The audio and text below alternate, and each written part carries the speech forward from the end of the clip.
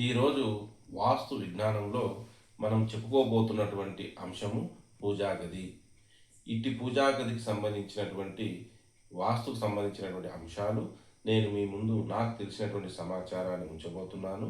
మీరు కూడా స్వతహాగా ఇట్టి విషయంలో పరిశీలించి తగు విధంగా ఆచరించగలరని తెలియజేసుకుంటూ ఇక విషయానికి వచ్చినట్లయితే పూజా గది మనందరికీ తెలిసినటువంటిదే. పూజా గది అనేటటువంటిది మన గృహంలో ఈశాన్యమున మనం పూజా గదిని నిర్మించుకుని మనం పూజించడం అనేటటువంటిది జరుగుతుంది. మరి ఈశాన్యమునందే మనము పూజా గదిని ఏర్పాటు చేసుకుని పూజను గావించుకున్న కారణం ఏంటి అంటే, ఈశాన్యమునకు మనకు దిక్పాలకులు ఎవరంటే ఈశ్వరుడు. ఈశ్వరుడు మరి దీర్ఘాయువును, సంతాన ప్రాప్తిని, ధనవృద్ధిని, వంశవృద్ధిని, అదేవిధంగా సకల సౌభాగ్యాలను మనకు ప్రసాదించేటటువంటి వారు. కావున మనము అట్టి స్థానం లోపల పూజా గదిని ఏర్పాటు చేసుకుంటాం. అదే కాకుండా ఈశాన్య విదిక్కునకు మరి గ్రహాధిపతులు ఎవరంటే గురుడు మరియు కేతువు. గురుడు జ్ఞానకారుడు, కేతువు మోక్షకారుడు. అంటే జ్ఞానాన్ని మోక్షాన్ని ప్రసాదించేటటువంటి మన గ్రహాధిపతులు గురువు కేతువులకు స్థానమైనటువంటి మరి ఈశాన్యం నందు మనం పూజా గదిని ఏర్పాటు చేసుకుంటాము. మరి పూజా గది విషయానికి వచ్చినట్లయితే ఇక్కడ మనము తూర్పును తీసుకున్నట్లయితే తూర్పులో మనకు తెలిసినటువంటిదే. మనం 9 భాగాలుగా విభజించుకున్నట్లయితే ఇటు రెండు భాగాలను మనము తూర్పు ఈశాన్యంగా, ఇటువైపు ఉండేటటువంటి 2 భాగాలను తూర్పు ఆగ్నేయంగా పేర్కొంటూ మధ్యలో ఉండేటటువంటి 5 భాగాలను మనము తూర్పు దిక్కుగా మనం పేర్కొనడము జరుగుతుంది. అయితే ఇందులోపల మనము మనం ఇంటి యొక్క స్థలాన్ని 4 బ్లాకులుగా విభజించినట్లయితే ఇది ఆగ్నేయం బ్లాకు, ఈశాన్యం బ్లాకు, వాయువ్యం బ్లాకు, మరియు అదేవిధంగా నైరుతి బ్లాకు. ఇందులో ఈ ఆగ్నేయం బ్లాకులో ఈశాన్యం వైపుకు మనము పూజా గదిని ఏర్పాటు చేసుకుని మనము పూజించవచ్చు. ఇట్టి పూజా గది లోపల చూసినట్లయితే ఇందులో మనము విగ్రహంలో మన దేవతా విగ్రహంలో మనము ఇక్కడ పశ్చిమ వైపు చూస్తున్నట్లుగా మనము తూర్పు వైపునకు మళ్ళీ మొక్కే విధంగా పూజను చేసే విధంగా మనము ఇక్కడ పూజా గదిని ఏర్పాటు చేసుకోవాలి. పూజా గదిలోనికి ధారాళంగా గాలి వెలుతురు ప్రసరించే విధంగా మనము కిటికీని ఏర్పాటు చేసుకోవాలి. వీలైతే ఈ గదిలో కొద్దిగా తూర్పు ఈశాన్యం వైపుకు వచ్చేటట్టుగా కిటికీని ఏర్పాటు చేసుకోవాలి. మరి ఈ పూజా గదిలో చిన్నగా పీఠమును ఏర్పరచుకుని ఆ పీఠం పైన మన దేవతామూర్తుల విగ్రహములను మనం స్థాపించుకుని మనము పూజను ఆచరించాలి. మరి ఆ పీఠము ఎత్తు అనేటటువంటిది ఏ విధంగా ఉండాలి అని అంటే, మనము పైకి చూడకుండా దేవతా విగ్రహములను, అదేవిధంగా క్రిందికి చూడకుండా నేరుగా మనము భగవంతుణ్ణి చూసి పూజించే విధంగా మనం విగ్రహముల యొక్క ఏర్పాటును చేసుకోవాలను. మరి ఇక్కడ మనకు గ్రంథాల లోపల విగ్రహములు కూడా ఎంత పరిమాణంలో ఉండాలి అనే విషయాన్ని కూడా మనకు తెలియపరిచి ఉన్నారు.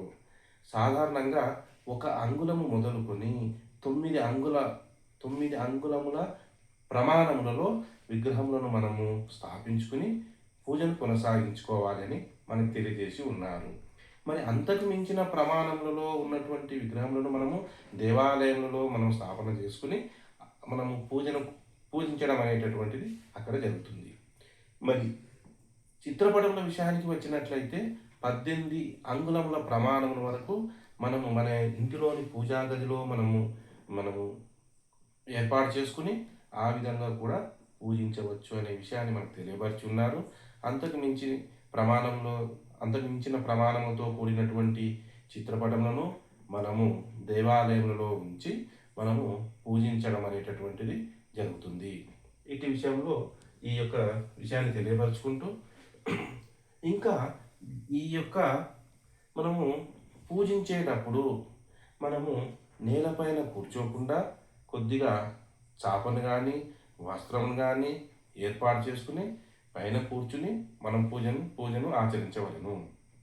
తదుపరి ఇక్కడ ఏర్పాటు చేసేటటువంటి నిత్య పూజ కొరకు ఏర్పాటు చేసుకునేటటువంటి మన విగ్రహములు కూడా మట్టితో చేసినటువంటివి, కొయ్యతో చేసినటువంటివి, లక్కతో చేసినటువంటివి కాకుండా రాగి మరియు వెండితో చేసినటువంటి విగ్రహములను మనం నిత్యం పూజ చేయడం కోసము ఉపయోగిస్తే బాగుంటుంది అనే విషయాన్ని మీకు తెలియజేసుకుంటూ, అదేవిధంగా మరి ఏ దిక్కులకు మనము పూజా మందిరములను ఏర్పాటు చేసుకోవచ్చు, ఇంటి లోపల పూజా గదులను ఏర్పాటు చేసుకోవచ్చు, మరి ఎటువైపు మళ్ళీ మనం మొక్కే విధంగా ఏర్పాటు చేసుకోవచ్చు అంటే ఇక్కడ మనము ఒకటి తూర్పునకు మనము మళ్ళీ మొక్కే విధంగా, అంటే భగవంతుని యొక్క విగ్రహంలో పడమర ఫేసు మనం తూర్పుకు మళ్ళీ మొక్కే విధంగా ఏర్పాటు చేసుకోవడం అనేటటువంటిది మొదటి ప్రాధాన్యతగా మనం చెప్పుకోవచ్చు.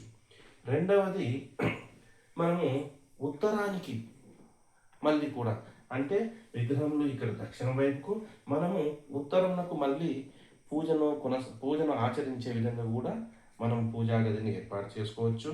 అదే సందర్భం లోపల ఇంకొక విషయం ఏంటి అంటే పశ్చిమం లోపల పూజా గదిని ఏర్పాటు చేసుకుని మనము పశ్చిమ వైపుకు మళ్ళీ, అంటే మనము భగవంతుని విగ్రహంలో తూర్పునకు మళ్ళీ చూస్తున్నట్లుగా మనము పశ్చిమంకు మళ్ళీ పూజను ఆచరించే విధంగా కూడా మనము పూజా గదిని ఏర్పాటు చేసుకోవచ్చని తెలియపరిచి ఉన్నది.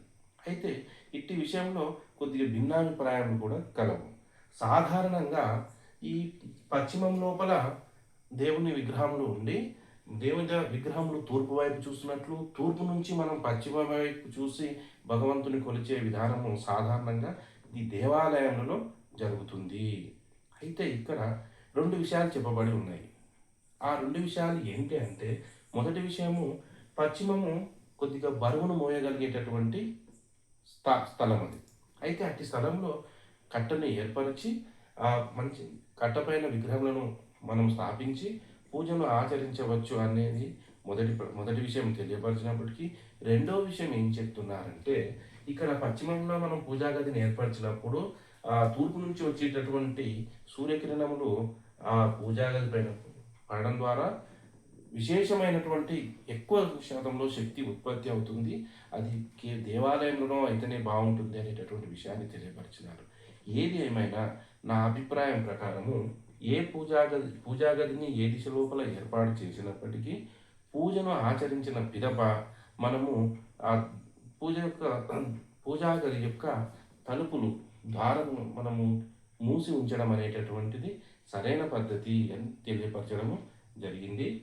ఇదే విధంగా ఇక్కడ ఇంకొకటి, ఇక్కడ ముఖ్యంగా ఎక్కడ ఏర్పాటు చేయవద్దు అంటే దక్షిణానికి మనం పూజా గదిని ఏర్పాటు చేసి మనము దక్షిణమునకు మళ్ళీ మొక్కే విధంగా ఏర్పాటు చేసుకోకూడదు అని తెలపడం జరిగింది. ముఖ్యంగా చూసినట్లయితే నైరుతి, అంటే అది దక్షిణ నైరుతి కానీ పశ్చిమ నైరుతి కానీ మనకు తెలుసు. ఈ నైరుతి అనేటటువంటిది ప్రదేశము, నిరుతి అనేటటువంటి రాక్షసునికి సంబంధించినటువంటి స్థలం. మరి అటువంటి స్థలంలో మనం పూజా గదిని ఏర్పాటు చేసుకుని పూజను కొనసాగించడం వద్దు అనేటటువంటి విషయాన్ని తెలుపబడింది. అదేవిధంగా దక్షిణ ఆగ్నేయం వరకు, అంటే మొత్తంగా చూసినట్లయితే తూర్పునకు లేదా పశ్చిమమునకు మళ్ళీ లేదా ఉత్తరమునకు మళ్ళీ మనము పూజను కొనసాగించవచ్చు. దక్షిణమునకు మళ్ళీ పూజను కొనసాగించడం అనేటటువంటిది శ్రేయస్కరం కాదు అనే విషయాన్ని తెలియజేయపరచడం జరిగింది.